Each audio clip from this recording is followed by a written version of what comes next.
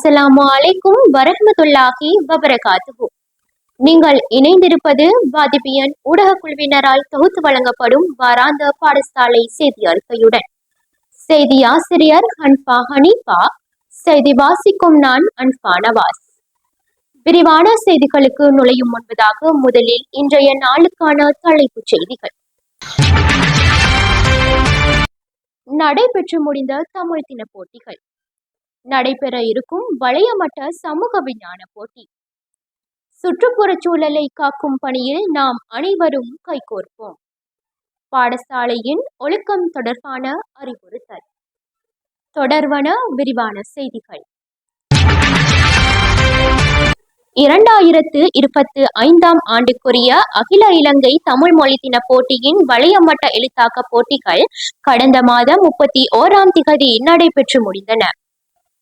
நடைபெற்ற எழுத்து போட்டிகளில் எமது பாடசாலை மாணவர்களும் வெற்றி வாகை சூடியுள்ளனர்.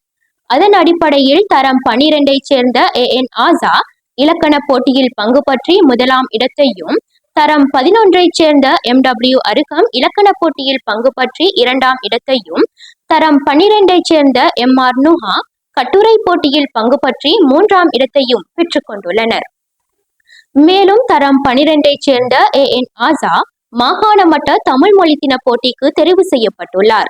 மேலும் எதிர்வரும் ஜூன் மாதம் 14 சனிக்கிழமை ஏனைய போட்டிகள் யாவும் நடைபெறவுள்ளமையும் குறிப்பிடத்தக்கது.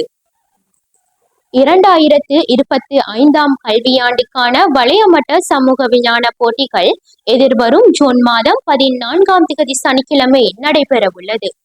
அப்போட்டிக்காக மாணவர்கள் தெரிவு செய்யப்பட்டுள்ளதுடன் அம்மாணவர்கள் உரிய தயார் நிலையில் இருக்குமாறு அதற்குரிய பொறுப்பாசிரியர்கள் வேண்டிக் கொள்கின்றனர்.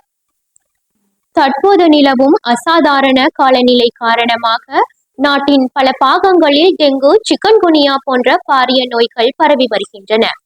எனவே எமது பாடசாலை மற்றும் சுற்றுப்புற சூழலை சுத்தமாகவும் சுகாதாரமாகவும் வைத்திருக்க வேண்டும் என பாடசாலையின் சுகாதார குழு மாணவர்களை வேண்டிக் கொள்கின்றனர்.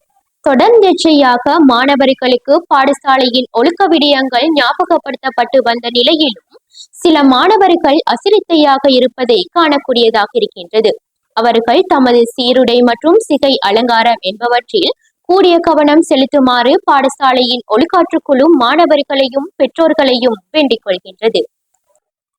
இத்துடன் வாதிபியன் ஊடக குழுவினரால் தொகுத்து வழங்கப்படும் வாராந்த செய்தி அறிக்கை நிறைவடைகின்றது. மீண்டும் அடுத்த வாரம் எமது செய்தி அறிக்கையினை எதிர்பாருங்கள். வசலாம்.